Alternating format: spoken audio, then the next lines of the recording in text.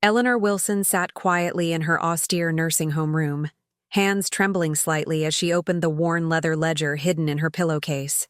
For 3 decades, she had meticulously recorded every investment, every dividend, every carefully calculated risk, all without her family's knowledge.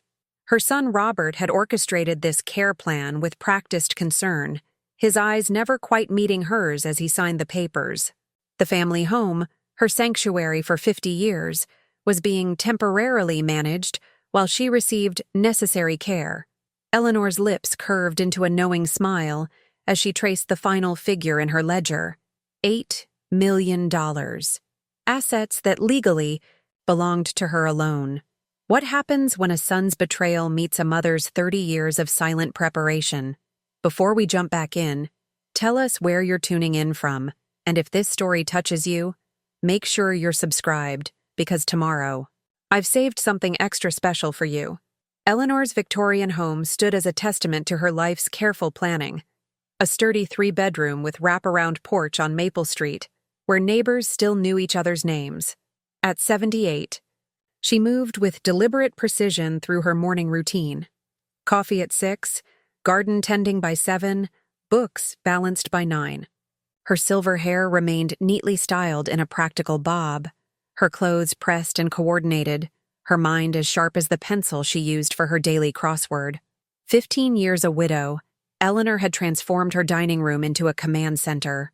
After Thomas passed, he'd been the love of her life, an engineer whose pension provided comfort but not extravagance. What Thomas never knew, what no one knew, was Eleanor's quiet financial acumen developed during her 30 years as an accountant at Morton & Associates. "Mom, are you sure you don't want help with those rose bushes?" Robert called from the driveway, his luxury sedan gleaming under the morning sun.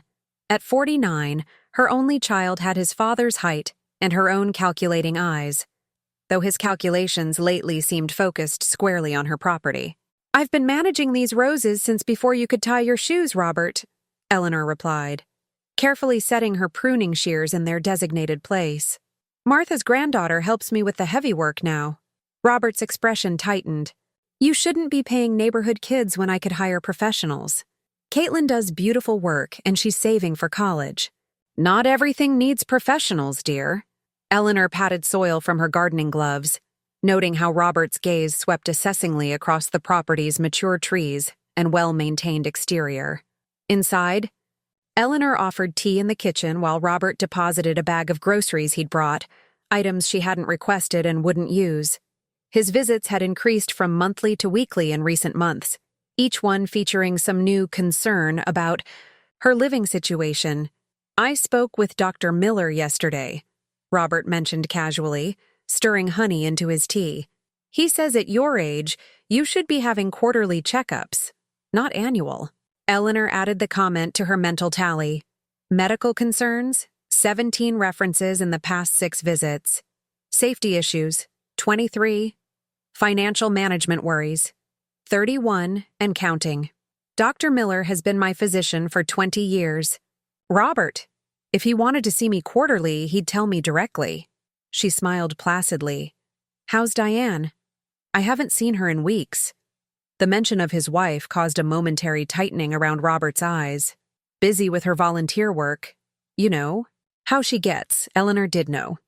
Diane had been increasingly absent from family gatherings, her normally warm presence replaced by tense smiles on the rare occasions she accompanied Robert.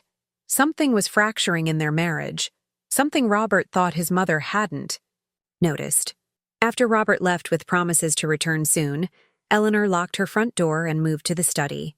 Behind Thomas's engineering books, which Robert never touched, she retrieved a small key.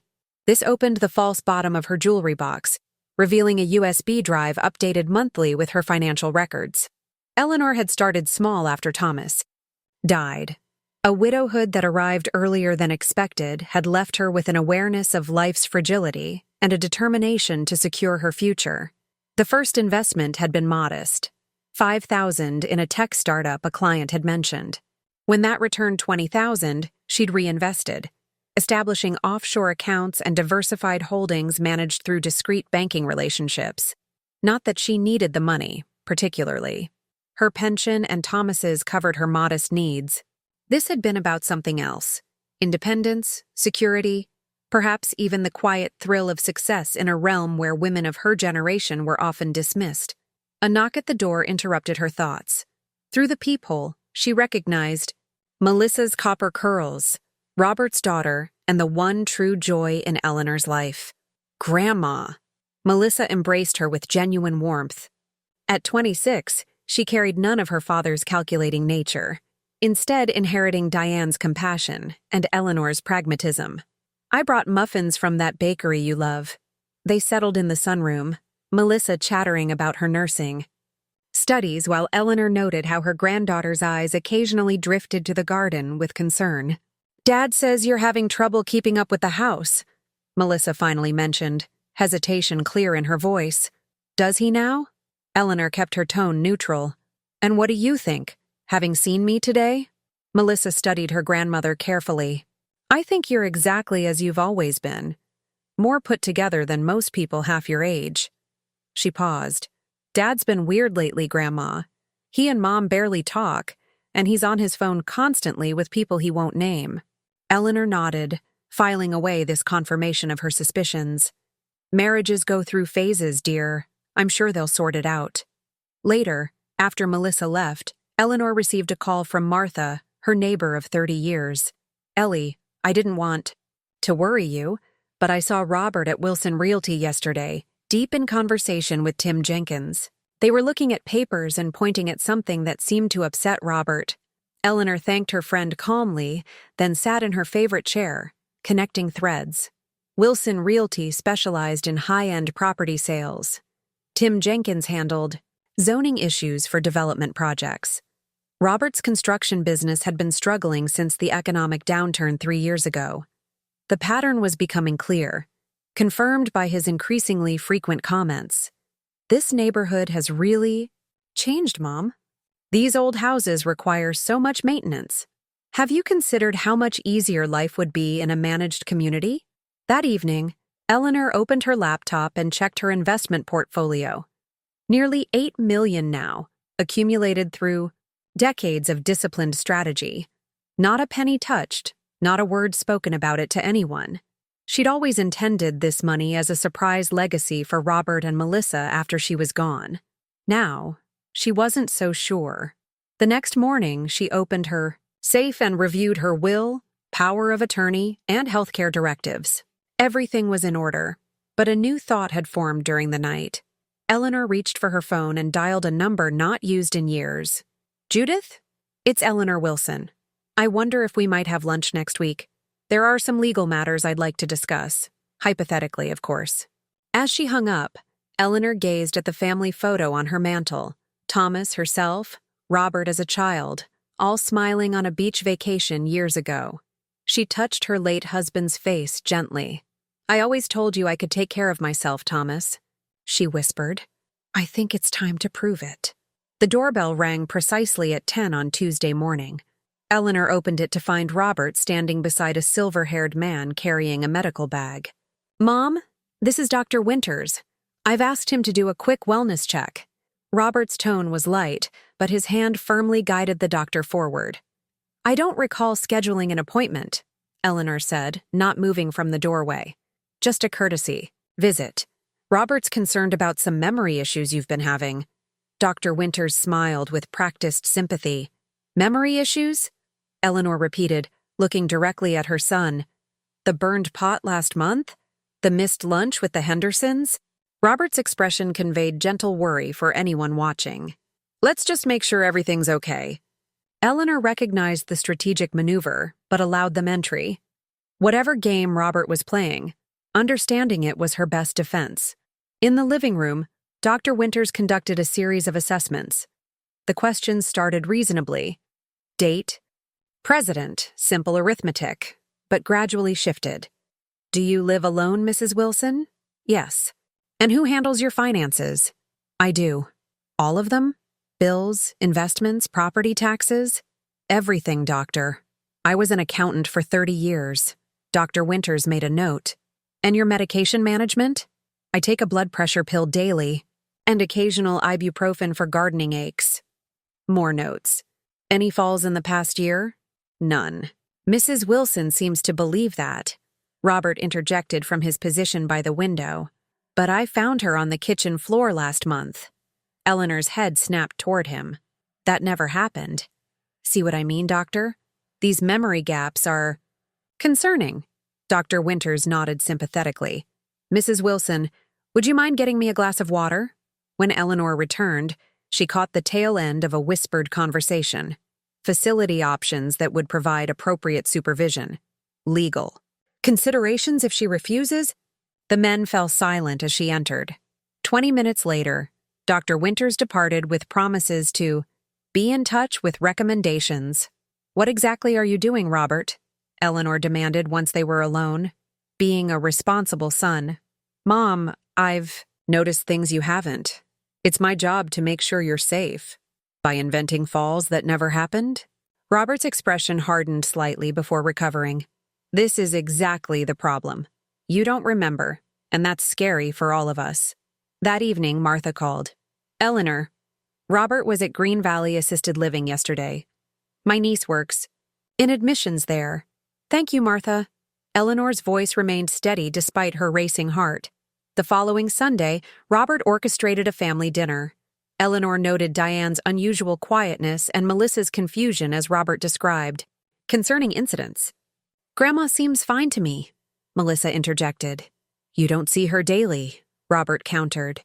The other day, I found the stove on with nothing cooking. Another fabrication. Eleanor cataloged it with the others.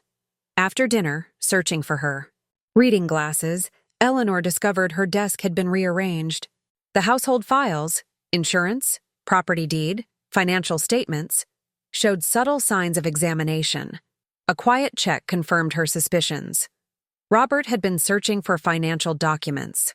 2 days later, pamphlets appeared on her coffee table during Robert's visit. Golden Years Living, Sunset Meadows Care Center, transitioning to assisted living. Just some options to consider, Robert said casually. Many of Mom's friends are enjoying these communities. Which friends? Eleanor challenged. Helen Matthews moved to Sunrise Pines last year. Helen Matthews died 3 years ago, Robert. His momentary silence confirmed he'd been caught in a lie. Well, perhaps it was someone else. The following week brought the most calculated move yet. Eleanor was washing dishes when she heard a crash from the garden. She found Robert standing over a broken flower pot, looking concerned. Mom, I called out 3 times. You didn't hear me at all. Before she could respond, he took photos of the broken pottery and her startled expression. I'm documenting these episodes for Dr. Winters, he explained. We need to establish a pattern for insurance purposes. That night, Eleanor called Judith Porter, her former colleague who had become an estate attorney. Judith, how difficult is it for adult children to force elderly parents into care facilities? Unfortunately, easier than it should be. Why? Hypothetically, if someone were gathering manufactured evidence of incompetence, Eleanor, are you in trouble? Not yet, but I'm seeing the setup. Judith's voice grew serious. Document everything. Record conversations if legal in your state. And don't sign anything without me reviewing it first. The next morning, Eleanor found Robert examining her medication. Just checking expiration dates, he explained. Eleanor nodded, noting how he photographed the pill bottles when he thought. She wasn't looking. After he left, she implemented Judith's advice, installing small recording devices in the living room and kitchen. She began keeping a detailed journal of Robert's visits and claims. Most importantly, she moved her most critical documents, including the ledger, to a safe deposit box only she could access. For the public record, Eleanor scheduled appointments with her regular doctor and attorney, establishing recent documentation of her competence. She invited friends to dinner parties, maintained her volunteer schedule at the library, and made sure her social presence was visible and consistent. He's setting a trap, she told Martha during their weekly coffee. But I've spent decades planning for security. Robert has no idea who he's dealing with. Martha squeezed her hand. What can I do? Be my witness, Eleanor replied. And when the time comes, Be ready to testify to what you've seen. Robert arrived on a Thursday morning with a leather portfolio and a stranger in an expensive suit. Mom, this is Gregory Matthews from Westfield Legal Services. He's helping update some paperwork given the concerns Dr. Winters raised. Eleanor recognized the tactic, bringing a professional to intimidate her into compliance. She'd seen it countless times during her accounting career when clients were pressured into questionable financial arrangements. Lovely to meet you, Mr. Matthews, she said pleasantly. I wasn't aware I had engaged new legal services. I've worked with Richard Steinman for 20 years. This is more specialized elder care documentation, Matthews explained smoothly. Standard updates recommended. For someone in your situation. Eleanor noted his careful avoidance of specifying what situation she was supposedly in. I see. Well, I'll need to review everything carefully. Of course, Robert interjected. But we should handle this today. The doctor's assessment qualifies you for priority services, but only if we submit these forms by tomorrow. A deadline tactic. Classic pressure. Eleanor mentally cataloged it while maintaining her placid expression. Matthews spread documents across her dining table, explaining, each in rapid succession using terminology clearly intended to confuse. This first form authorizes financial management assistance due to cognitive concerns documented by Dr. Winters. This grants limited financial oversight to ensure bills are paid promptly. Eleanor spotted the phrase, durable power of attorney, buried in paragraph 4. Limited was nowhere to be found in the actual text. And this medical directive updates your care preferences based on current health considerations. The document actually authorized all necessary measures for her safety and care, as determined by her designated healthcare proxy. Robert Matthews continued his rapid explanations, while Robert hovered nearby, occasionally checking his watch to reinforce the artificial urgency. When Eleanor began reading the fine print of the first document, Robert's phone rang. Mom, it's Melissa. She needs advice about something urgent. He handed her the phone, effectively pulling her attention away from the papers. Eleanor spoke briefly with her granddaughter about a minor car issue while Matthews shuffled papers, marking signature lines with yellow tabs. Just initial here. Here and here, Matthews directed when she ended the call, pointing to various highlighted sections. These acknowledge you've been informed of the process. Eleanor recognized the misdirection. The highlighted sections were actually consent agreements, not informational acknowledgments. She'd seen similar tactics used against elderly clients. I think I'd like Richard to review these first, she said firmly. Robert's expression tightened. Mom, Richard handles basic wills and trusts. This is specialized elder law. Besides, the deadline is tomorrow. Yes, you mentioned that. Eleanor folded her hands. I'll need to sleep on this. Mrs. Wilson, Matthews leaned forward with practiced concern. Your son is trying to ensure you have support systems in place. These are preventative measures, not restrictions. The doorbell rang. Perfect timing. Robert went to answer it. Returning with an elderly woman Eleanor recognized as their neighbor Clara Thompson. I invited Clara for coffee, Robert explained. I thought she might share how helpful these arrangements have been for her. Clara, looking slightly confused about her role, nodded. Oh yes, my son handles everything now. Such a relief not worrying about bills and such. Eleanor understood immediately. Clara had been brought as a peer pressure tactic. Clara's son had sold her house within months of gaining power of attorney, moving her to a small apartment that he managed. How thoughtful, Eleanor said, offering coffee while calculating her next move. The combination of false urgency, distraction, and peer pressure was clearly designed to manipulate her into signing. She needed to appear cooperative while avoiding any binding commitments. Perhaps I could sign the medical information release today, she suggested, selecting the most innocuous document, and review the others with Richard tomorrow. Robert and Matthews exchanged glances. That's a start, Robert conceded. After they finally departed, Eleanor immediately called Judith. They tried the document blitz today, she reported. I only signed the HIPAA release. Nothing with actual authority. Good, Judith replied. But be careful. Sometimes these packages have hidden clauses where signing one document activates provisions in others. I'm familiar with the tactic, Eleanor assured her. I need to accelerate our contingency plan. The following Tuesday, a medical transport van arrived unannounced. Robert emerged from his car behind it. Mom, remember we discussed a brief evaluation at Sunny Pines? It's just for a few days while we sort out the home care options. Eleanor had no recollection of agreeing to any evaluation, but she recognized the critical moment. Fighting now would play into Robert's narrative of an irrational, resistant elderly parent. Better to appear cooperative while maintaining her hidden leverage. I should pack some things, she said calmly. Already taken care of, Robert replied too quickly. I brought your essential items yesterday. The realization hit hard. He'd been in her house without her knowledge, selecting what she would be allowed to keep. During the drive, Eleanor maintained conversation about the weather and local news, giving no indication of her awareness of what was happening.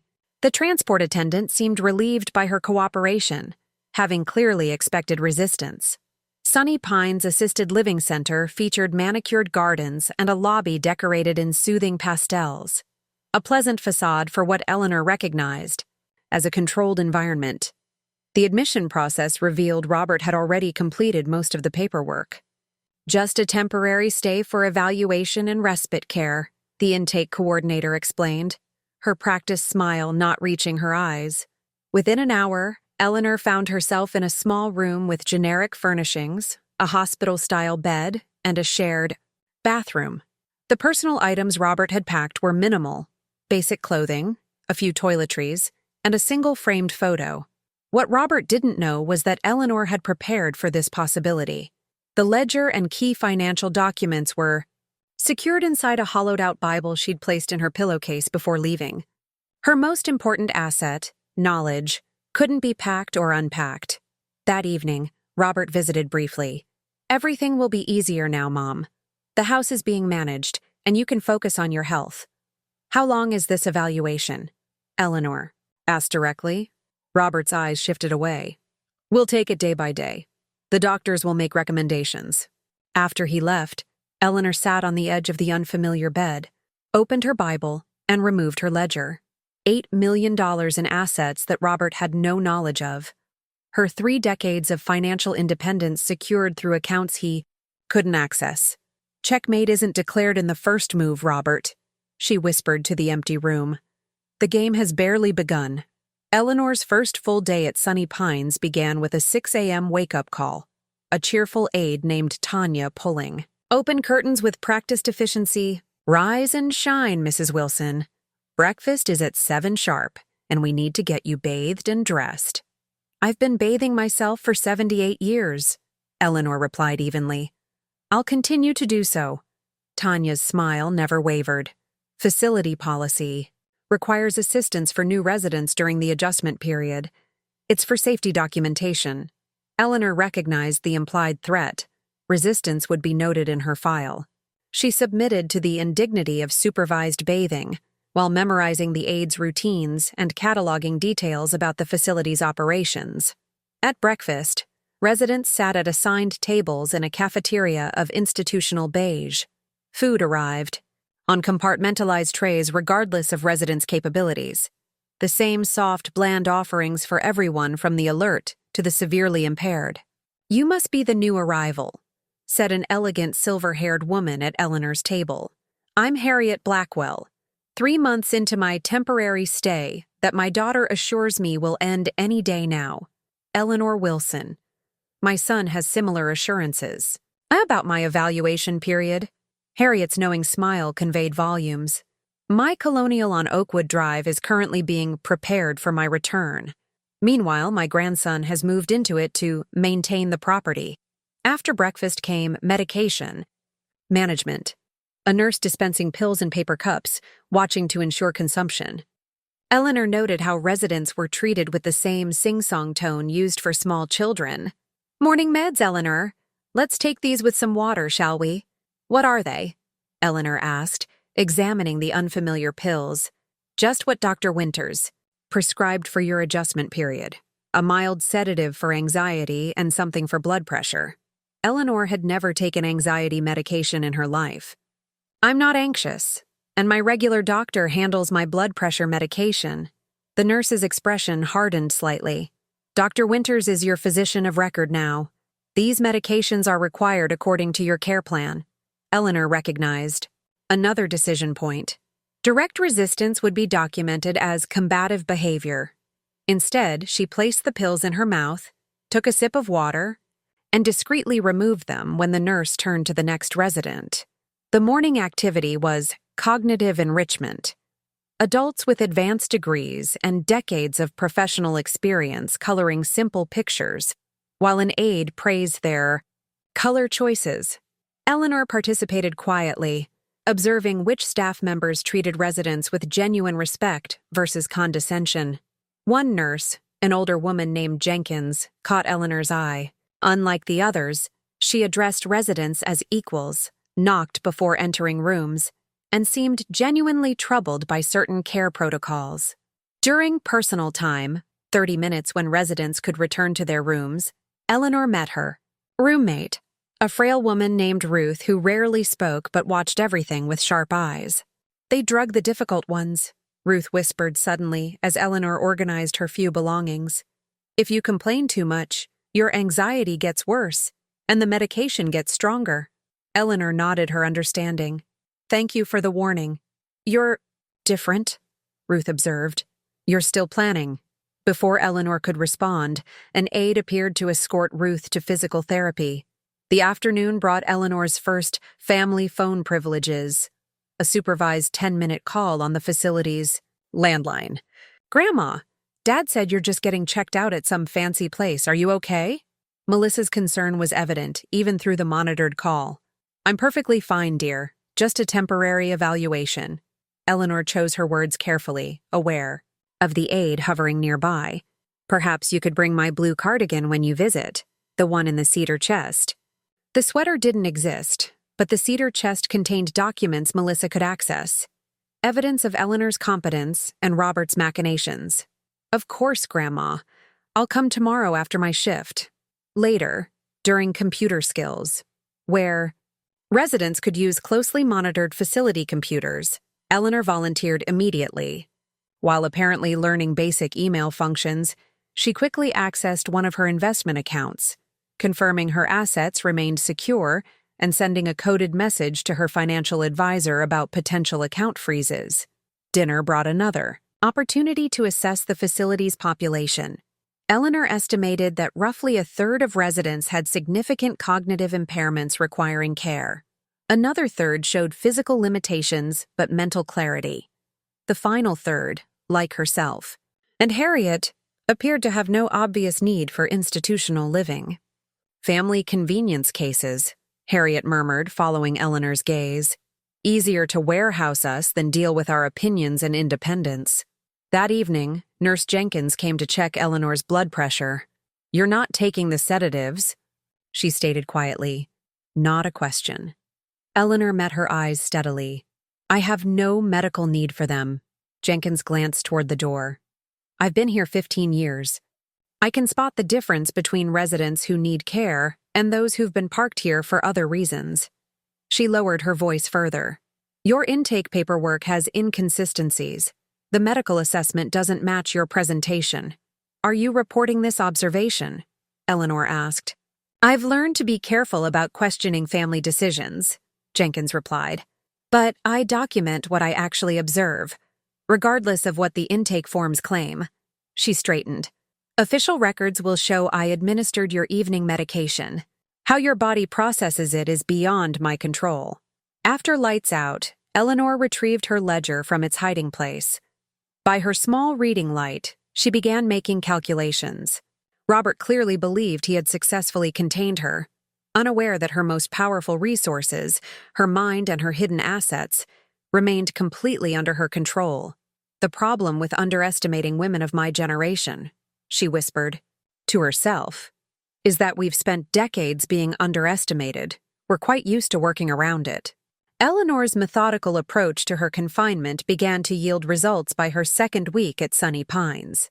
Through careful observation of staff patterns and strategic compliance with facility rules, she earned what the administration called independence, privileges, the right for a grown woman to shower unsupervised and make phone calls without an aide listening to every word.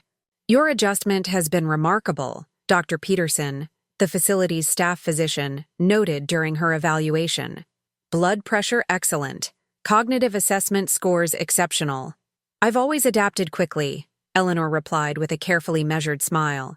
She had strategically aced every cognitive test while maintaining just enough physical hesitation to appear appropriately elderly in their records.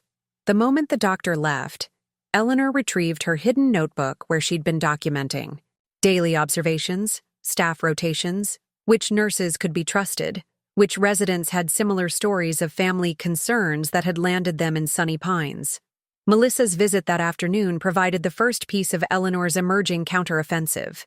I couldn't find that blue sweater, Grandma, but I brought some things from your cedar chest, Melissa said, sliding a manila envelope into Eleanor's knitting bag when the attending aide was distracted. Later, alone in her room, Eleanor examined the contents, copies of her recent bank statements, property tax records, and most importantly, the business card of Judith Porter, with a handwritten note, called as requested, ready to help. Eleanor's first strategic phone call came the following morning during her newly granted private phone time. The facility maintained a log of all outgoing calls, so she needed to be careful. Judith, it's Eleanor Wilson, she said when her old colleague answered. I'm calling about that book club meeting next month. Judith, quick as ever, caught on immediately. I understand.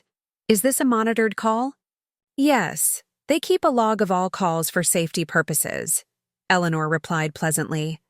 I was wondering if you could recommend something for us to read.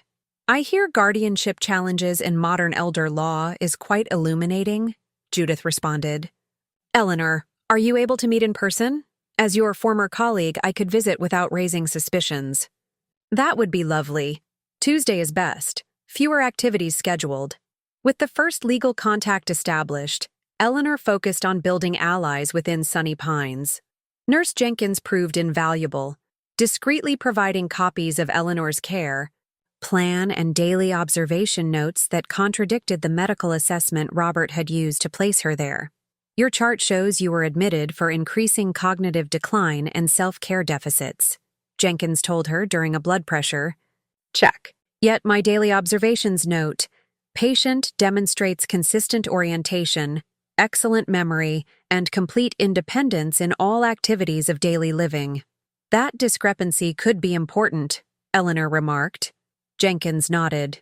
Particularly, since facilities can be liable for unnecessary care based on misrepresented conditions, Eleanor's network of allies expanded to include Harriet, whose daughter-in-law worked at the county records office and could discreetly track any activity on Eleanor's property deed. Robert visited the records office yesterday, Harriet reported during their morning walk in the facility garden. Claire says he was asking about reverse mortgage options on your property. This confirmation of Robert's intentions prompted Eleanor's second strategic call to Harrison Wells, the renowned elder law attorney Judith had recommended. I need to schedule a haircut, Eleanor told the receptionist who logged calls. Then, when connected with the salon, is this Harrison Wells' office? I was referred by Judith Porter regarding an elder rights evaluation. Within days, a distinguished man in his 60s arrived at Sunny Pines, identifying himself as Eleanor's financial advisor for the facility records. Mr. Wells, Eleanor greeted him in the visitor's lounge, aware of staff observation. Thank you for coming to discuss my portfolio adjustments. Once they established reasonable privacy, Wells got straight to the point. Judith briefed me. We need to document everything and move quickly before any property transfers occur. Eleanor handed him the file she'd been assembling. Nurse Jenkins's documentation, her own recorded observations, the contradictory medical assessments, and most importantly, proof of her financial competence through decades of investment records. Robert doesn't know about my investments, she explained. He believes my only asset is the house. Wells reviewed the documents with growing interest. Mrs. Wilson, based on these records, you have a strong case for immediate guardianship reversal. The discrepancies between your actual condition and the reported justification for your placement are significant. I want more than reversal, Eleanor stated firmly. I want legal protection against future attempts and recognition of the manipulation that occurred. That requires court proceedings, Wells cautioned. Are you prepared for a potentially public confrontation with your son? Eleanor's expression hardened. Mr. Wells, I've spent 30 years quietly building financial security while being underestimated by men in suits explaining things to me. I'm quite prepared to finally set the record straight. Their meeting established a clear action plan. Wells would file for an emergency competency hearing, while Eleanor continued gathering evidence from within the facility. Judith would coordinate with Melissa to secure additional documentation from Eleanor's home. Most critically, they needed an independent geriatric specialist to conduct a new competency evaluation, one without Robert's influence. Dr. Rebecca Chen is the best in the state, Wells recommended. She's testified in hundreds of elder rights cases and can't be intimidated. Can she come here without alerting administration? Eleanor asked. She can visit as your cousin, Wells confirmed. The facility can't legally prevent you from seeing family. As Wells departed, he left Eleanor with prepaid cell phone hidden in a box of tissues, a secure communication line outside the facility's monitored system. That evening, Robert made his weekly visit, bringing a small plant and conversation filled with vague assurances. The house is being well maintained, he reported. I've had some minor repairs done that you'd been neglecting. How thoughtful, Eleanor replied, noting how he avoided mentioning his visit to the records office. And the garden? We've simplified it. Removed those labor-intensive roses. The property shows better with a cleaner landscape. Eleanor felt a pang at the thought of her beloved roses being destroyed, but maintained her placid expression. And, how long do you anticipate my evaluation continuing? Robert's smile didn't reach his eyes. Let's not rush the experts, Mom. They know what's best. After he left, Eleanor added his latest comments to her documentation file. With each visit, Robert provided more evidence of his true intentions, unaware that every word was being recorded and would eventually be used against him. The game continues, Eleanor murmured, updating her hidden ledger with the latest developments in her counteroffensive. Melissa's arrival on visitor day brought more than the usual emotional support. Under the guise of delivering family photos, she smuggled in the critical documents Eleanor had requested from her hidden safe at home. Dad didn't even know this compartment existed, Melissa whispered as she hugged her grandmother. The locksmith who installed it passed away years ago. Once alone, Eleanor examined the contents. Backup USB drives with her investment records, account details for her offshore holdings, and most importantly, the original handwritten ledger dating back 30 years. Eleanor's financial journey had begun after Thomas's funeral. While organizing his papers, she'd discovered a life insurance policy he'd never mentioned. $50,000 that would supplement her widow's pension. Rather than simply depositing it, Eleanor had made a decision that would alter the trajectory of her life. The first entry in her ledger, dated April 12, 1989, documented her initial investment, $10,000 in Microsoft stock when the company was still considered a risky bet. Thomas had always handled their modest investments, focusing on safe, conservative returns. Eleanor, with her accountant's eye for numbers and patterns, saw potential where others saw uncertainty. That first investment had tripled within 18 months. Rather than mentioning it to anyone, Eleanor had reinvested the gains, beginning a private financial education through careful reading and strategic relationships with select financial advisors, each knowing only pieces of her growing portfolio. 1995, her investments had grown to $100,000, hidden in accounts Robert knew nothing about. By 2005, she'd reached her first million through disciplined strategy and the tech boom. The 2008 financial crisis had barely touched her carefully diversified holdings. Now her portfolio approached $8 million, all completely unknown to her son, who believed her only asset was the family home he coveted. Using the prepaid phone Wells had provided, Eleanor called Judith. "I've secured the complete investment." "Records," she reported. 30 years of independent financial management that proves complete competence. "This changes everything," Judith replied. Roberts claiming financial decision-making incapacity as a primary justification for the guardianship. These records demolish that argument. Their conversation turned to Roberts' increasingly precarious business situation. Through Melissa's careful reconnaissance, they'd discovered his construction company faced multiple liens and potential bankruptcy. "He's taken a second mortgage on his own home," Judith reported, "and according to county records, he's submitted preliminary paperwork suggesting a potential property transfer of your address." Eleanor's suspicions were confirmed. "He's not planning for my care. He's planning to liquidate my home to solve his financial problems." Exactly. And that gives us additional legal leverage for the emergency hearing. The next piece of Eleanor's strategy involved Harrison Wells's investigation into Sunny Pines itself. His preliminary findings revealed troubling patterns. The facility has financial arrangements with certain doctors who provide high volumes of referrals, Wells explained. During his next visit, Dr. Winters, who conducted your questionable evaluation, has referred 17 patients to Sunny Pines in the past year, all with substantial assets and minimal care needs. Eleanor processed this information methodically. "You're suggesting a potential kickback scheme?" "Nothing we can prove definitively yet," Wells cautioned. "But the pattern raises serious ethical questions that could interest state regulators." With her financial documentation secure, Eleanor focused on the next phase of her strategy, transferring control of her investments to protect them from any potential legal maneuvers Robert might attempt. Using the facility's computer during technology training, Eleanor executed a series of carefully planned transactions, moving control of her most significant holdings to a trust with Judith as temporary trustee. The arrangements included provisions for Melissa's education and future security. Eleanor's original intention before Robert's betrayal had forced her hand. When Robert visited that weekend, Eleanor observed him with new clarity.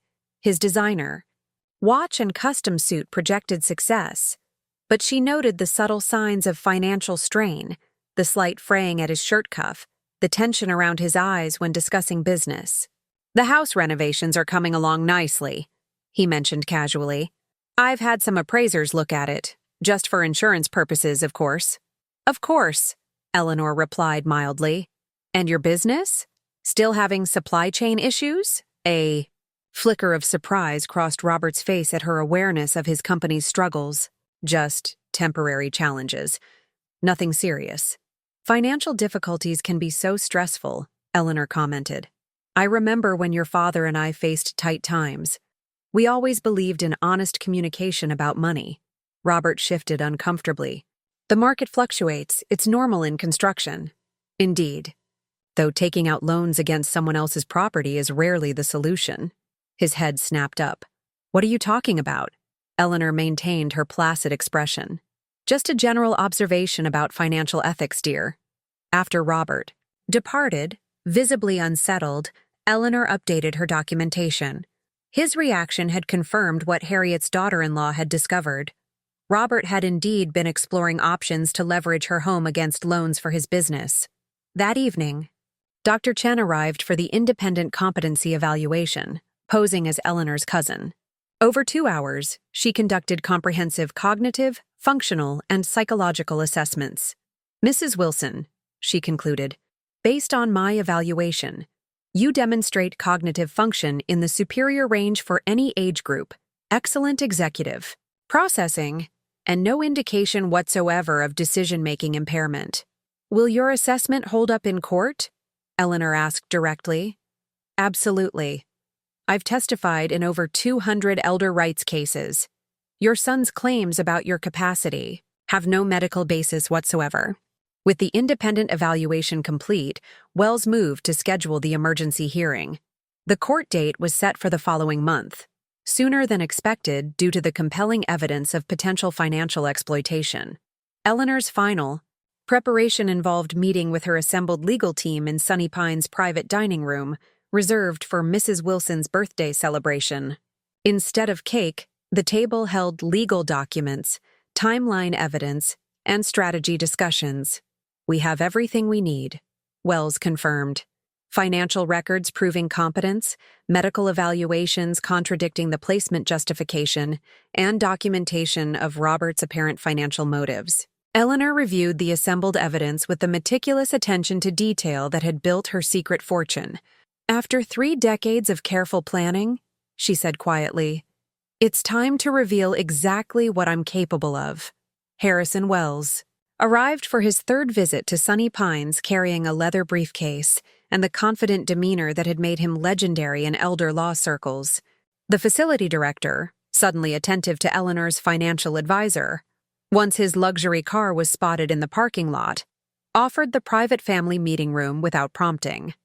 Remarkable how wealth, or the perception of it, changes.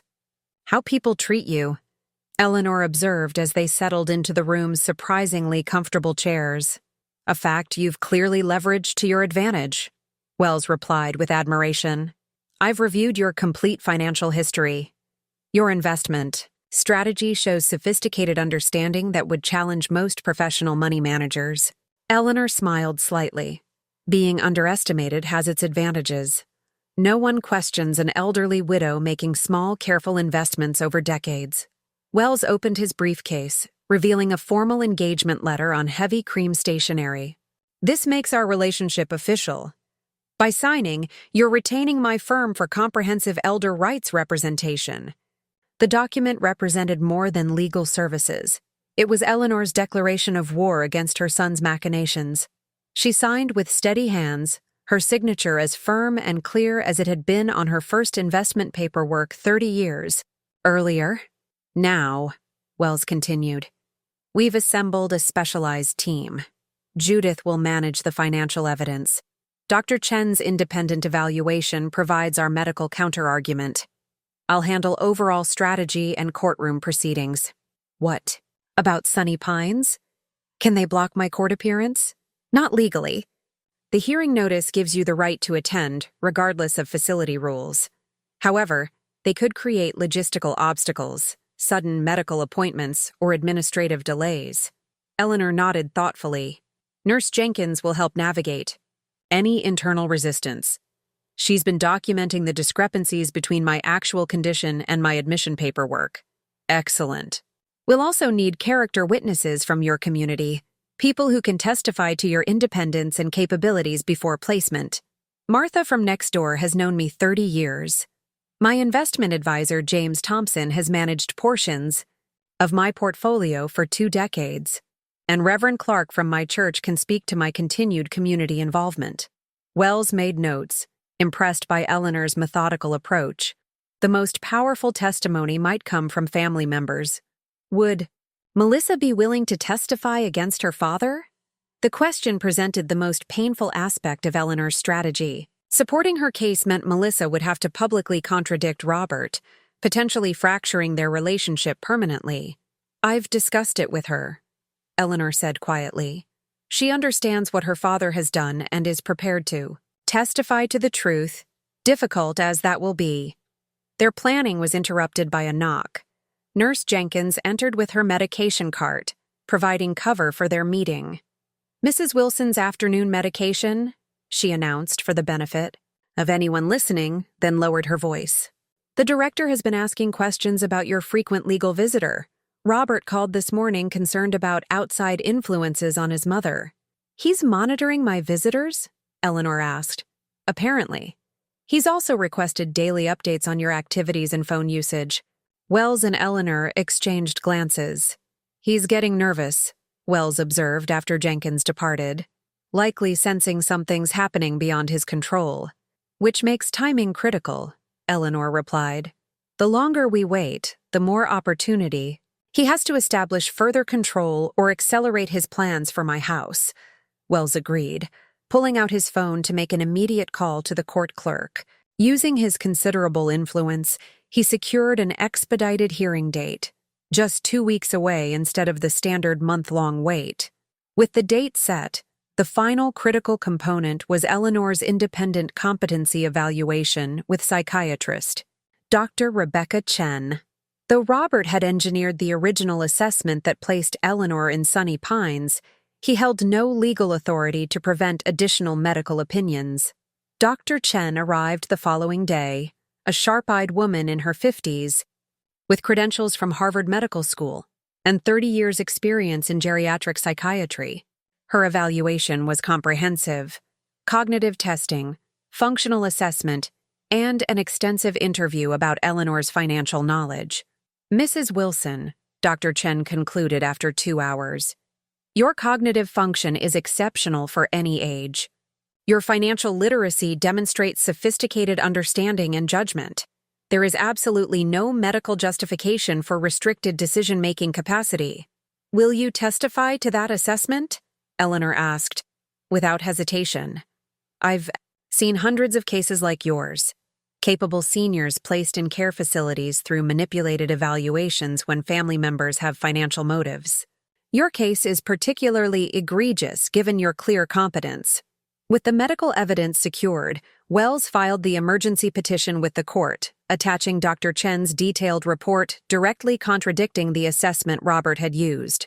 The final preparation involved Eleanor's appearance for court. Though she had maintained her appearance meticulously even in the facility, she understood the visual impact needed for the hearing. We need to counteract every stereotype about confused elderly patients, she told Melissa during her next visit. Could you bring my navy suit? The one with the tailored jacket? Melissa nodded, understanding the strategy. And your pearl earrings? The ones Grandpa gave you? Perfect. Nothing flashy, but dignified and put together. As the hearing date approached, Eleanor spent evenings reviewing financial details and practicing responses to potential questions. Her mind remained her greatest asset, sharper than anyone in her family had recognized and now focused entirely on reclaiming her freedom and holding her son accountable. The day before the hearing, Robert made an unexpected visit, his expression tense as he took the seat across from Eleanor in the visitors' lounge. The facility director mentioned you've had several meetings with a financial advisor, he began carefully. I'm handling all your finances now, Mom. There's no need for outside consultation. Eleanor met his gaze steadily. Is there something about my finances that concerns you, Robert? A flicker of uncertainty crossed his face. Of course not.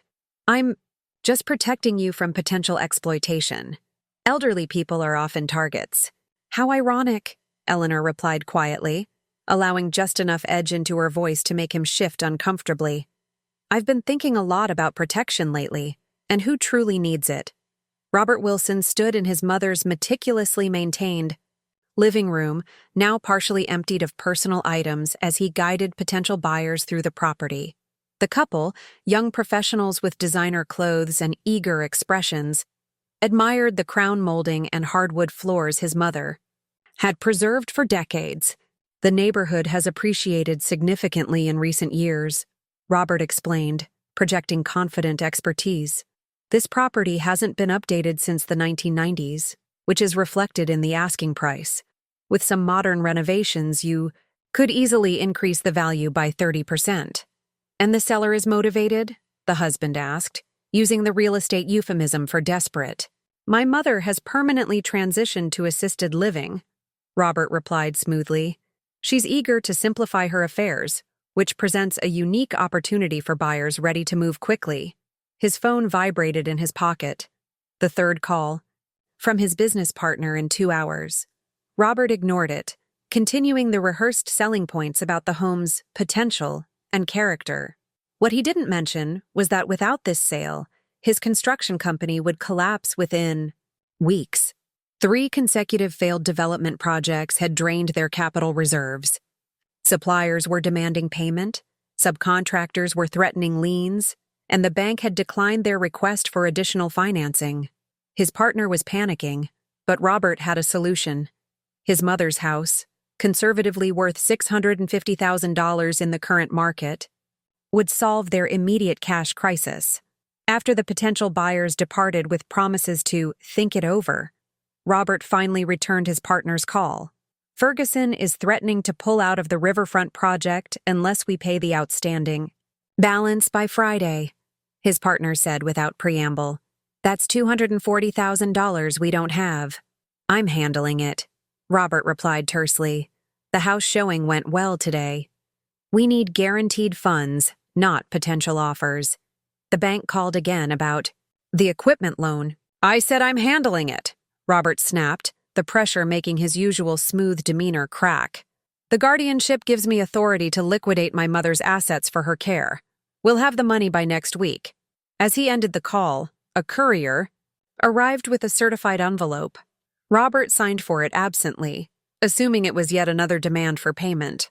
When he opened it, however, the blood drained from his face. Notice of emergency hearing in re-guardianship of Eleanor Wilson.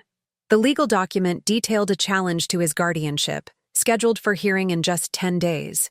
More shocking was the name of the petitioner's attorney, Harrison Wells, the renowned elder rights lawyer whose cases had set state precedents. Robert immediately called his own attorney, Gregory Matthews. How is this possible? He demanded when Matthews answered. She's in a facility with limited outside contact. How did she engage Harrison Wells? Calm down, Matthews advised. These challenges are common. Family members often have second thoughts about placement decisions. This isn't family members. It's my mother directly challenging the guardianship, with Harrison Wells representing her. The significance registered in Matthews' suddenly serious tone. Wells doesn't take cases he can't win. What exactly was the justification for the guardianship petition? Standard cognitive decline, safety concerns, financial management issues, the usual. And were those concerns documented by legitimate medical evaluation? Robert hesitated, remembering how he'd guided Dr. Winter's assessment with carefully planted examples of his mother's confusion and concerning incidents. Dr. Winters provided a comprehensive evaluation supporting the petition. Was your mother present for the guardianship hearing? Another hesitation. She was indisposed that day. The court accepted the medical documentation. Matthew's sigh conveyed volumes. So she never actually appeared before the judge who granted the guardianship. That alone gives Wells grounds for review. A pause. Robert, is there anything about this guardianship that wouldn't withstand close scrutiny? The question hung in the air as Robert calculated his response. Everything was legally filed. My concerns for my mother are genuine. That wasn't my question. Is there anything in your management of your mother's affairs that could appear self-interested rather than protective? Robert thought about the real estate listing he'd created the day after securing guardianship, the loan application using his mother's property as collateral, the contractors already scheduled to improve the property for quick sale. I've acted in her best interests, he stated firmly. Then we'll prepare accordingly. But be aware, Wells is formidable, especially in cases involving competent seniors placed in facilities against their will. After ending the call, Robert drove Vyadi directly to Sunny Pines, demanding to see the visitor logs for his mother. The facility director, suddenly deferential to the son who controlled the residents' financial arrangements, provided them immediately. Harrison Wells, financial advisor? Robert read incredulously.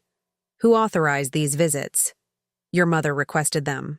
As her guardian, you could have restricted visitors, but you never specified any limitations, the director explained. And who is Dr. Rebecca Chen? She visited last week. A specialist. Again, at your mother's request. Robert's unease grew as he reviewed the log. His mother had been systematically meeting with financial and legal professionals while he focused on liquidating her assets. The implications were disturbing. At home that evening, Diane confronted him as he poured a third scotch. Eleanor's attorney called here looking for you, she said, arms crossed. Harrison Wells? He said something about an emergency guardianship hearing. Robert set down his glass carefully. Mom's confused. She's being manipulated by people taking advantage of her condition. Really? Because when I visited her last week, she seemed perfectly lucid. More than lucid. She was strategic. Diane's eyes narrowed. What exactly are you doing with her house, Robert? You said it was being maintained for her eventual return. It Needs renovations before she can safely return. Then why is it listed for sale? I saw the real estate notification online. The conversation deteriorated rapidly, ending with Diane grabbing her keys. Where are you going? Robert demanded. To get answers from someone who isn't lying to me. She slammed the door behind her. Alone in his increasingly precarious world, Robert reviewed his options. The guardianship had seemed straightforward, a legally sanctioned solution to both his mother's aging and his financial problems. Now it was unraveling with shocking speed. His phone rang again. The potential buyers with questions about the property. With forced enthusiasm, Robert answered, "Great to hear from you so soon." "Yes, we can absolutely accommodate a quick closing."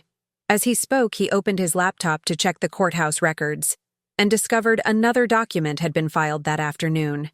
A temporary injunction preventing any transfer or encumbrance of Eleanor Wilson's property pending the emergency hearing. Robert's carefully constructed plan was collapsing around him. The private meeting room at Sunny Pines had been transformed into an impromptu legal war room. Eleanor sat at the head of the table, surrounded by her assembled team. Harrison Wells, Judith Porter, Dr. Chen, Nurse Jenkins, and Melissa. Spread before them were documents, medical assessments, financial records, and a detailed courtroom layout. "Judge, Miranda Holden will hear our case," Wells explained, indicating the diagram. "She's known for her commitment to elder rights and has overturned several questionable guardianships in recent years." Eleanor studied the courtroom layout, committing it to memory. "What's our seating arrangement?" "You'll be positioned here." Wells indicated, "Directly in the judge's line of sight. Robert and his attorney will be to your right. This positioning is strategic. Judge Holden will be able to observe your reactions to testimony without having to turn away from witnesses." Eleanor nodded approvingly. "And the order of presentation?" "I'll open with the legal challenge to the guardianship process itself, specifically that you were never present for the hearing where your rights were removed. Then Dr. Chen will present her comprehensive evaluation contradicting Dr. Winter's assessment."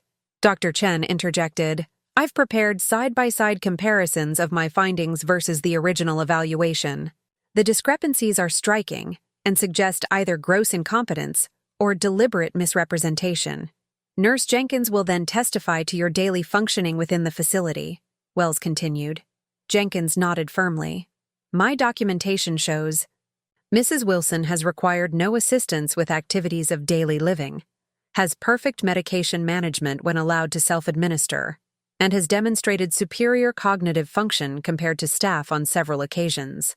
Following the medical testimony, we'll introduce the financial evidence," Judith explained, opening a leather portfolio containing Eleanor's investment records. 30 years of sophisticated investment strategy, with particular emphasis on the past 5 years showing continued financial acumen. "The final strategic element is your testimony," Wells said to Eleanor.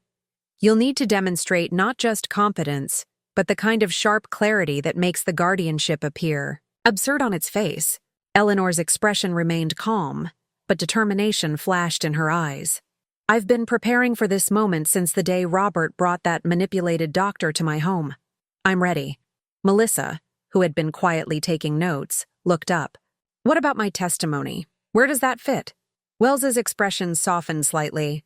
"You'll be our closing witness. Your perspective as family who has observed both your grandmother's capability and your father's actions will carry significant weight. Are you prepared for Robert's attorney to cross-examine you aggressively?" The young woman squared her shoulders. "I'm a nursing student. I know what cognitive decline actually looks like, and I know what I've observed in Grandma. I'm testifying to the truth, regardless of the consequences." Eleanor reached over to squeeze her granddaughter's hand, acknowledging the painful position Melissa occupied, torn between loyalty to parent and grandparent, yet unwilling to remain silent about injustice. Their strategy session turned to practical preparations. Eleanor needed to present herself as the capable, dignified woman she was, directly contradicting any image of frailty or confusion. "Your appearance matters," Judith advised frankly. "Research shows judges are influenced by how elderly petitioners present themselves. My navy suit with the cream blouse, Eleanor decided. Pearl earrings, nothing flashy, hair professionally done the morning of court. Light makeup to look polished but not trying too hard. Wells nodded approvingly. Perfect. Dignified without being severe. They moved to practicing potential cross-examination questions. Matthews would likely try to confuse Eleanor, hoping to create moments of hesitation that could be interpreted as cognitive issues. What day is it today? Wells fired. Suddenly. Thursday, May 12th, 2022. Eleanor answered without hesitation. Who was president during the 2008 financial crisis? Barack Obama was elected in November 2008, but the crisis began under George W. Bush's administration. What medications are you currently taking? Lisinopril, 10 millimurine daily for blood pressure. No other prescribed medications, though Sunny Pines attempted to administer lorazepam for anxiety, that I don't have and have consistently refused. The rapid-fire questions continued, covering financial concepts, current events, family history, and property details. Eleanor responded to each with clear precision, occasionally adding contextual information that demonstrated not just recall but sophisticated understanding. Excellent, Wells concluded after an hour. If you maintain this level of clarity and composure, Matthews won't be able to create any impression of confusion. Their final preparation involved reviewing newly discovered evidence. Harriet's daughter-in-law, from the county records office, had provided copies of Robert's loan applications using Eleanor's property as collateral, documents dated before her placement at Sunny Pines. This timeline is damning, Wells observed. He was attempting to leverage your property before any supposed concerns about your capacity. Can we introduce these last minute? Eleanor asked. Judge Holden allows relevant evidence even when submitted late, particularly in elder rights cases where exploitation may be ongoing. As their meeting concluded, Eleanor remained seated while the others gathered their materials. Melissa noticed her grandmother's distant expression. Are you worried, Grandma? Eleanor considered the question carefully. Not worried exactly. I'm prepared, our case is strong, and the truth is on our side. She paused. But I am mourning. Mourning what? The relationship with my son that can never be the same after this. Even with victory, something precious is lost. Melissa sat beside her, taking her hand. You didn't break this relationship, Grandma. Dad did, when he chose to betray your trust. Eleanor nodded slowly. I know. But parents never stop hoping for their children, no matter what. She straightened her shoulders. Still, some principles transcend even family bonds. Autonomy, dignity, truth. Those are worth fighting for, even at great cost. As they prepared to leave, Nurse Jenkins arrived with news. Robert called the facility director. He's trying to schedule a medical evaluation for you on the day of the hearing. An attempt to prevent my court appearance, Eleanor concluded. Predictable. I've already addressed it, Jenkins replied with a small smile. I documented that any sudden medical concern preventing a court-ordered appearance would trigger an automatic investigation of potential patient rights violations. The director canceled the evaluation immediately. Eleanor smiled at her unlikely ally. Thank you for your courage, Nurse Jenkins. I've seen too many capable seniors lose their autonomy through manipulated processes, Jenkins replied simply. Sometimes doing the right thing requires taking a stand. As her team departed, Eleanor returned to her room, removed her ledger from its hiding place, and made a final entry before court. Tomorrow, 30 years of silent preparation meets its purpose. Not for wealth, but for justice. The county courthouse stood as a testament to small-town permanence. Limestone columns, polished wooden benches, and the faint scent of lemon polish that had permeated the building since Eleanor had served on jury duty there decades earlier.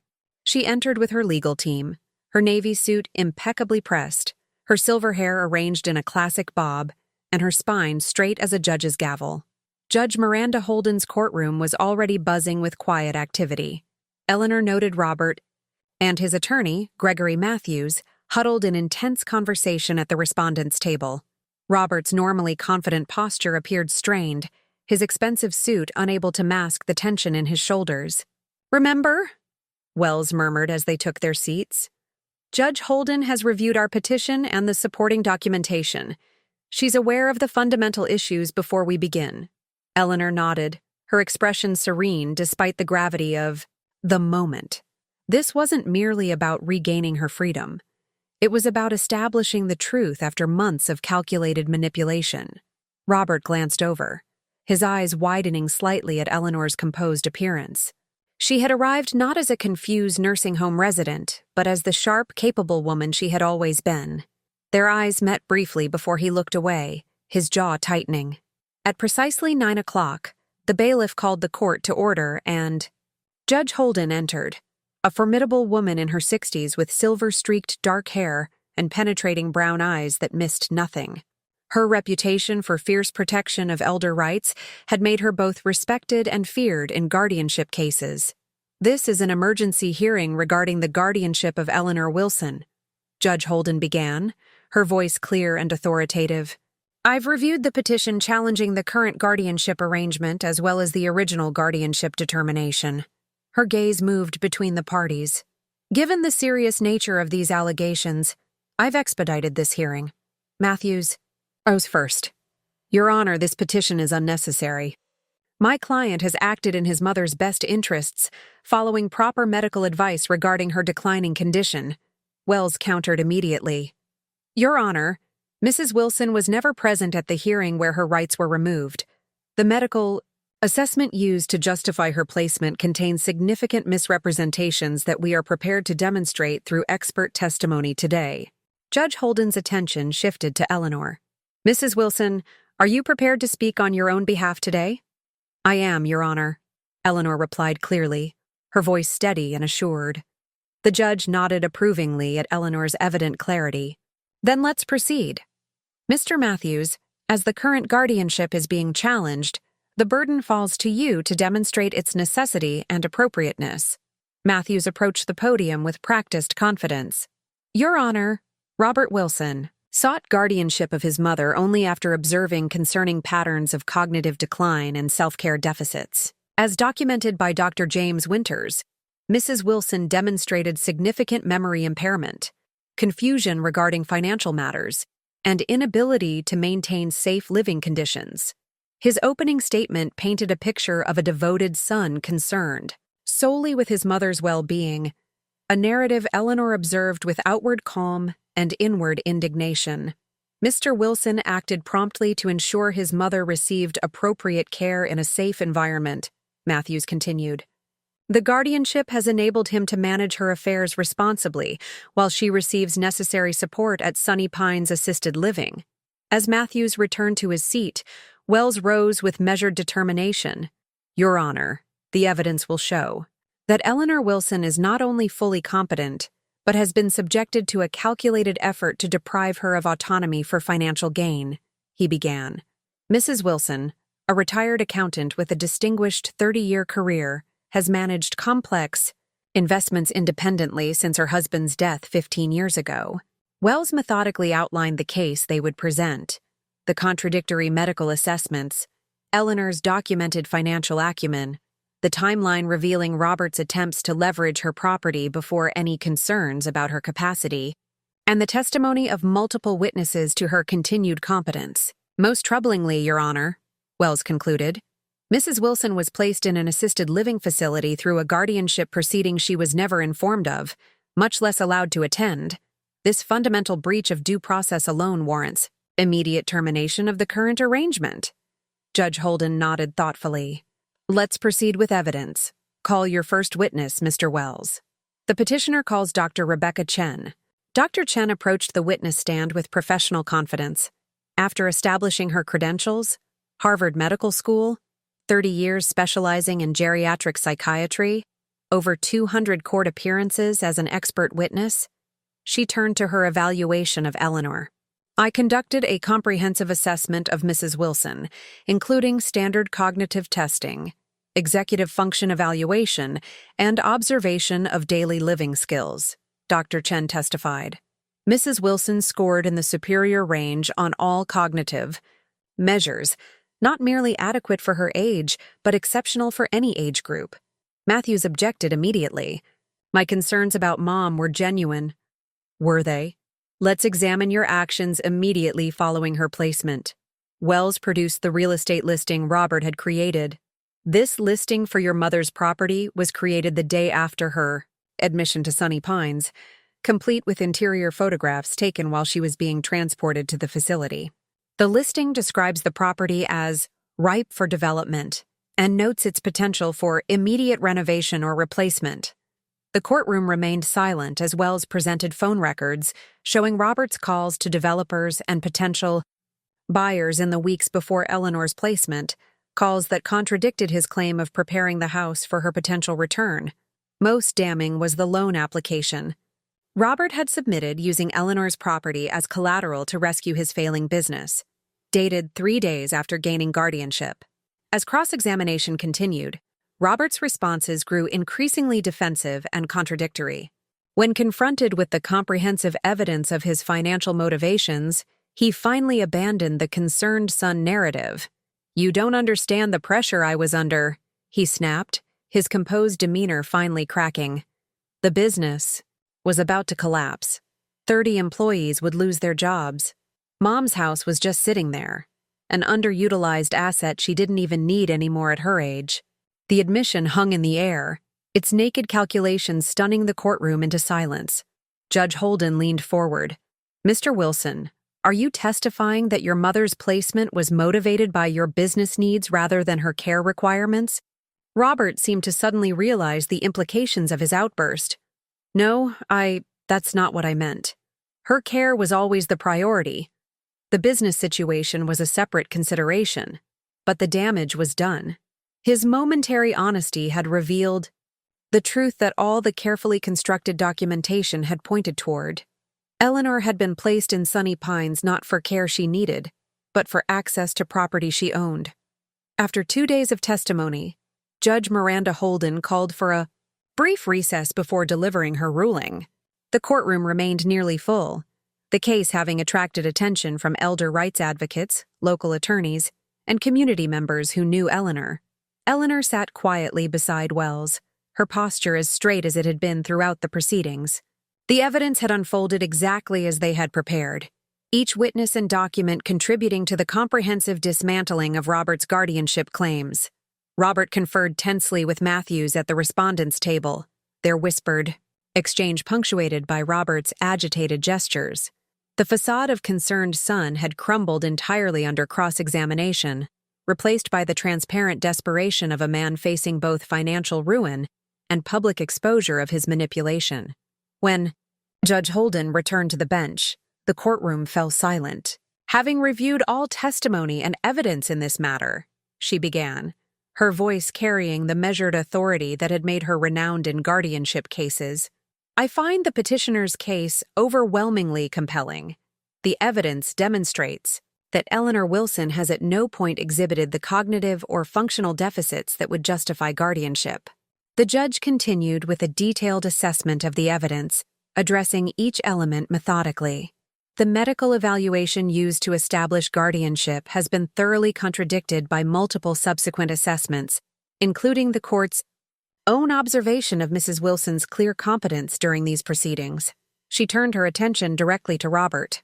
Most troublingly, the evidence establishes a clear timeline in which the respondent's financial difficulties preceded his sudden concerns about his mother's capacity.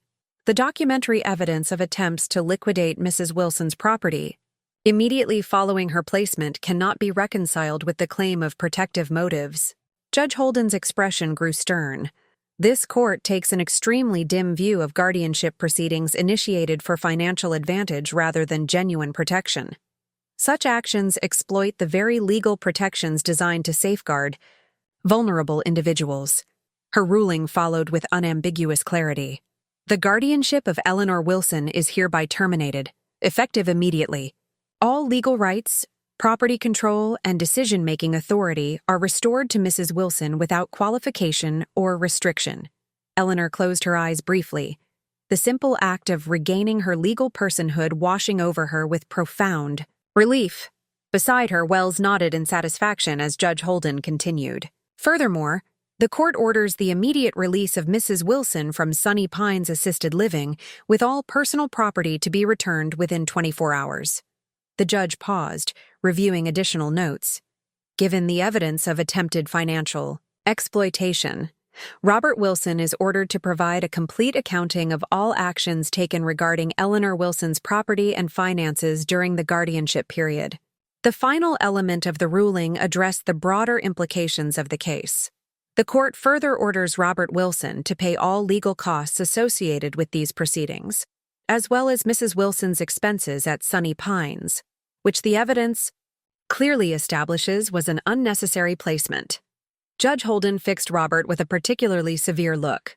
The court has considered referring this matter for criminal investigation regarding potential exploitation of an elderly person. However, as Mrs. Wilson has not requested such action, I will defer to her preference in this matter. With a final tap of her gavel, Judge Holden concluded the hearing. The guardianship is terminated and all rights restored to Eleanor Wilson. This court is adjourned. The courtroom erupted in murmured conversations as Eleanor rose, accepting Wells' congratulatory handshake with dignified composure. Around her, supporters smiled and nodded in approval, though they respectfully maintained distance, sensing the profound personal nature of the moment. Across the courtroom, Robert sat motionless, the full impact of the ruling washing over him. Not only had he lost control of what he believed was his financial salvation, but his reputation and relationship with his mother had been irreparably damaged through his own actions, now publicly documented. When he finally rose, he made a halting movement toward Eleanor, but Matthews placed a restraining hand on his arm, shaking his head slightly. This was not the moment for attempted reconciliation. The betrayal had been too fundamental, the calculation too transparent. Outside the courtroom, reporters waited to speak with Eleanor about the case that was already being described as a landmark in elder rights protection. Wells skillfully managed their questions while Eleanor stood beside him, maintaining her dignified presence without engaging directly with the media scrutiny. "My client prefers privacy at this time," Wells explained. "This case demonstrates the critical importance of due process and guardianship proceedings and the necessity of hearing directly from those whose rights are at stake." As they moved toward the courthouse exit, Melissa appeared, having waited outside during the verdict to avoid any appearance of celebration in front of her father. Her eyes were red-rimmed but resolute as she embraced her grandmother. "It's over." "Grandma," she whispered. "You did it." Eleanor held her granddaughter close, acknowledging the complex emotional burden Melissa had carried throughout the proceedings. Torn between loyalty to parent and grandparent, yet unwavering in her commitment to truth. "We did it," Eleanor corrected gently. "Your courage made this possible." Their quiet moment was interrupted by the appearance of Nurse Jenkins, who had testified so effectively about Eleanor's capabilities at Sunny Pines. "I've already spoken with the facility director," she reported. "Your belongings are being packed, and transportation has been arranged whenever you're ready to return home." "Not to return," Eleanor corrected with quiet firmness. "To leave. My home has remained my home, regardless of where I was forced to reside temporarily." As the small group moved toward the exit, Eleanor paused, turning back to observe Robert still sitting at the respondents' table, head bowed in defeat. For a moment, maternal instinct warred with the righteous anger of betrayal. This was her son, the child she had raised, the man whose future she had always prioritized above her own comfort. Yet he had calculated her value solely in terms of property and assets, dismissing her personhood with breathtaking callousness. That fundamental betrayal could not be quickly forgiven, regardless of blood ties. Turning away, Eleanor walked out of the courthouse into the bright afternoon sunshine, a free woman once again, her legal rights restored, her dignity reaffirmed, and her future once more under her own control. "Home," she said simply to Melissa and Jenkins. "I'm ready to go home."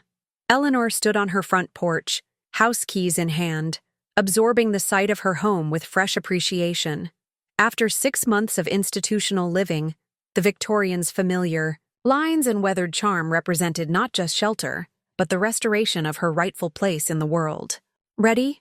Melissa asked gently, standing beside her with a small suitcase containing the few personal items Eleanor had been allowed at Sunny Pines.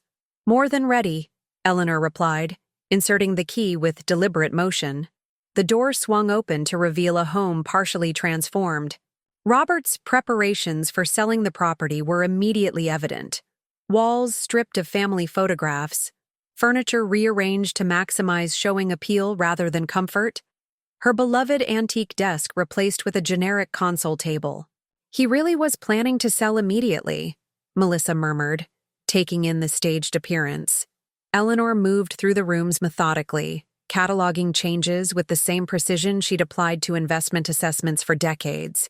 The kitchen had been partially modernized with new cabinet facings. The living room's built-in bookshelves stood empty, her carefully curated collection nowhere in sight. Her garden, visible through the back windows, had been simplified, as Robert had mentioned.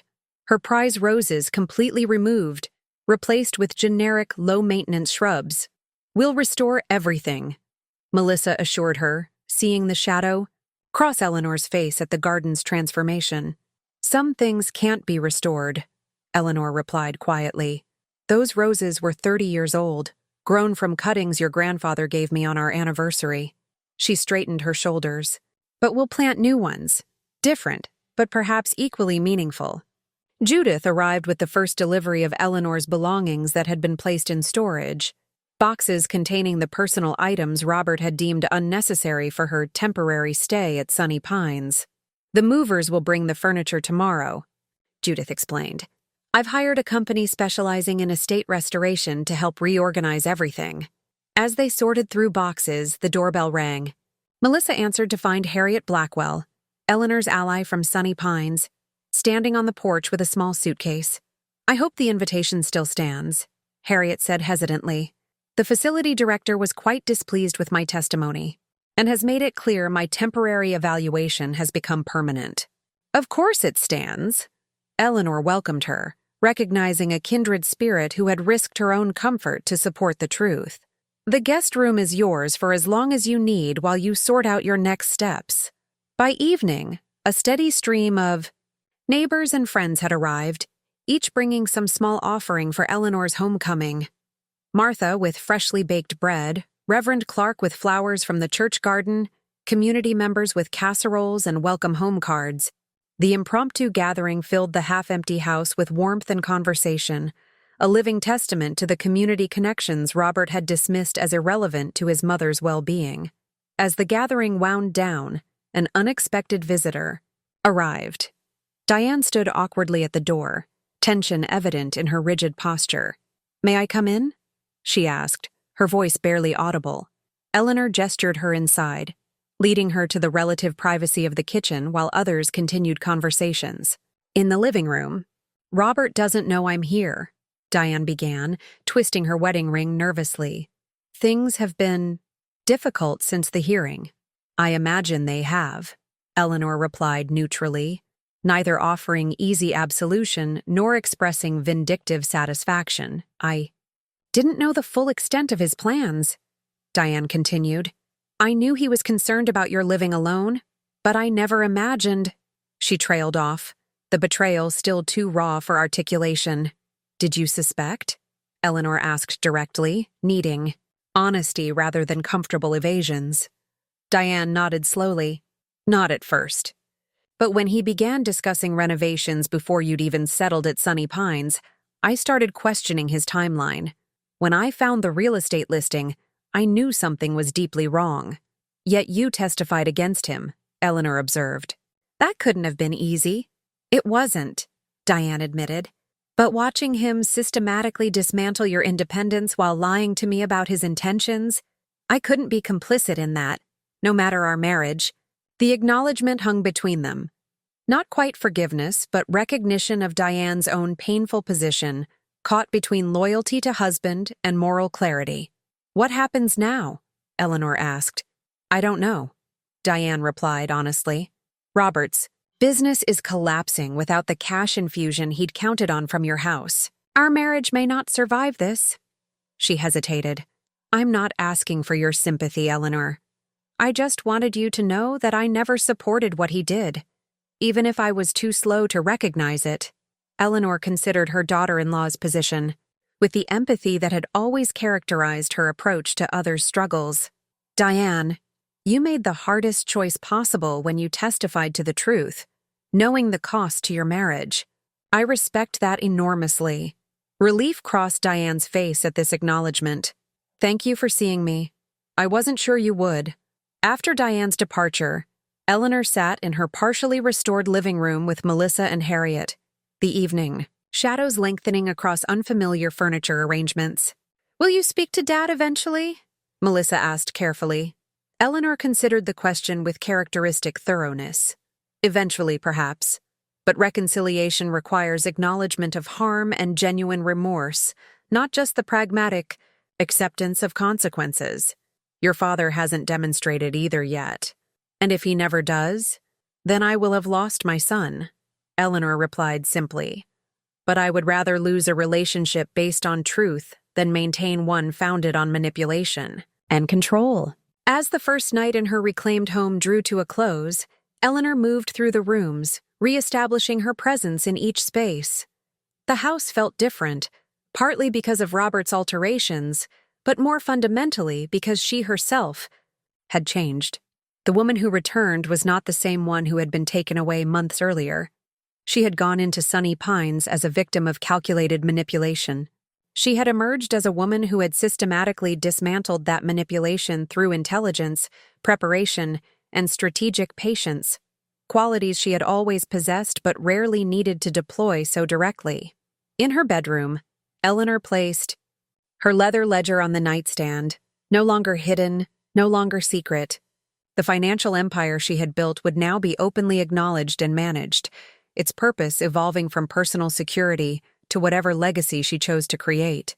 "The house keys may be symbolic," she murmured to herself, "but the true keys to freedom have always been knowledge, preparation, and the courage to use both when necessary." 6 months after reclaiming her home and her autonomy, Eleanor sat in her restored garden, watching as the newly planted rose bushes reached toward the autumn sunlight. Though smaller than their predecessors, they carried the same promise of beauty and resilience, qualities Eleanor had come to appreciate in herself as well as her garden. The house had gradually returned to its true character, with familiar furnishings restored and new elements incorporated that reflected Eleanor's evolving taste. The staged emptiness Robert had created had been replaced with the collected richness of a life fully lived and continuing to unfold. At a wrought iron table beside her, Harrison Wells reviewed documents for the Eleanor Wilson Elder Rights Foundation, a nonprofit organization Eleanor had established using $1 million from her investment portfolio. "The bylaws look excellent," Wells confirmed, setting aside the legal framework they'd spent weeks refining. "With this structure, the foundation can begin accepting applications for both legal assistance grants and educational initiatives immediately." Eleanor nodded with satisfaction. "And the advocacy training program for nursing staff? Fully funded for the first 3 years. Nurse Jenkins has agreed to lead the curriculum development, focusing on empowering care providers to recognize and report questionable guardianship situations." This transformation of personal trauma into systemic change had become Eleanor's most meaningful project. Her case, widely reported in legal journals, had already influenced guardianship proceedings in 3 counties, with judges now requiring more rigorous evidence and personal evaluation before removing an elder's autonomy. Harriet, who had transitioned from temporary guest to permanent housemate, emerged from the house carrying a tray with coffee and fresh scones. "Your 3 o'clock appointment just called," she informed Eleanor. "They'll be here in 20 minutes.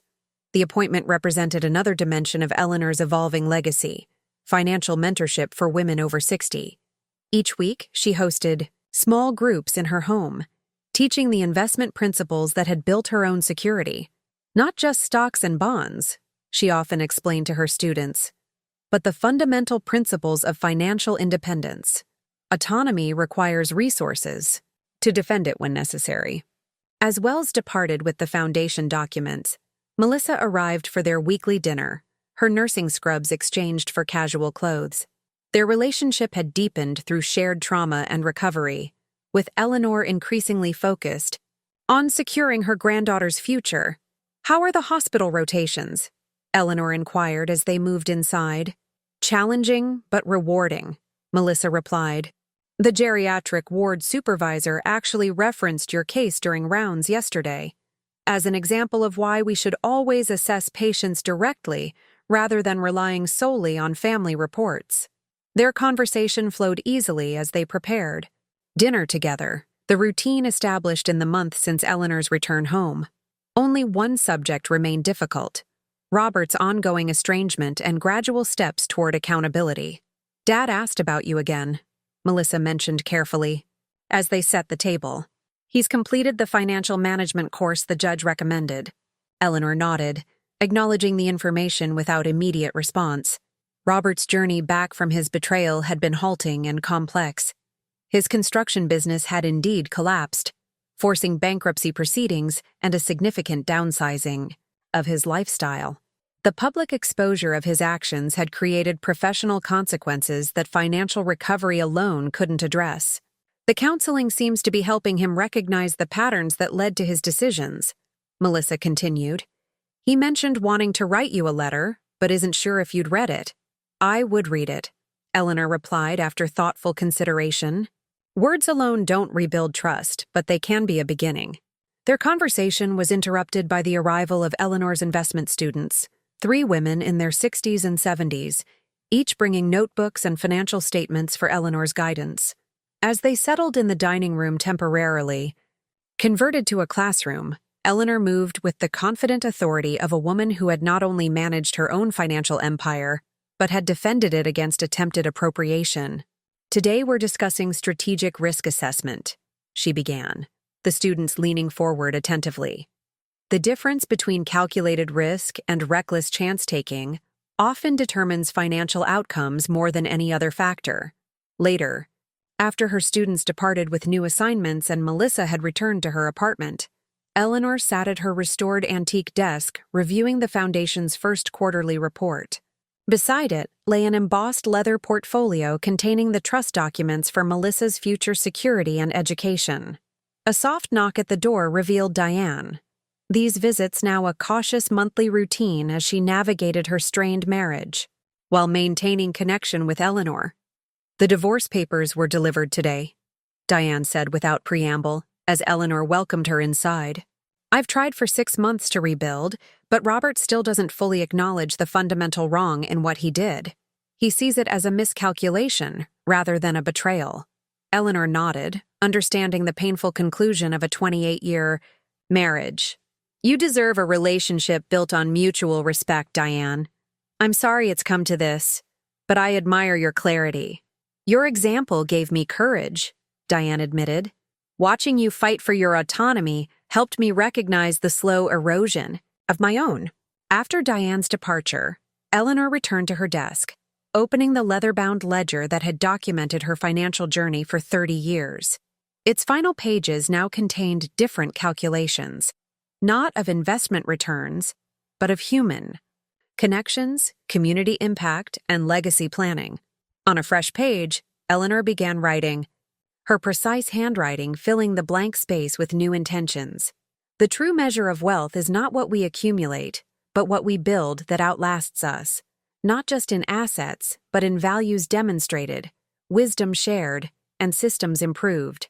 My 30-year investment strategy served its purpose, protecting my autonomy when threatened. Now it serves a greater purpose, creating structures that protect others facing similar threats. The ledger that began as a secret record of financial growth now documents a different kind of growth, the expansion of protection beyond myself, to others who might otherwise stand alone against systems designed to diminish them. She paused, considering the journey from vulnerable widow to financial strategist to elder rights advocate. Each phase had built upon the previous, creating not just security but significance, a life whose impact would continue beyond her individual experience. Eleanor closed the ledger and placed it on her bookshelf. No longer hidden, no longer merely a record of the past, but a foundation for the future she continued to build with characteristic precision and newly discovered passion.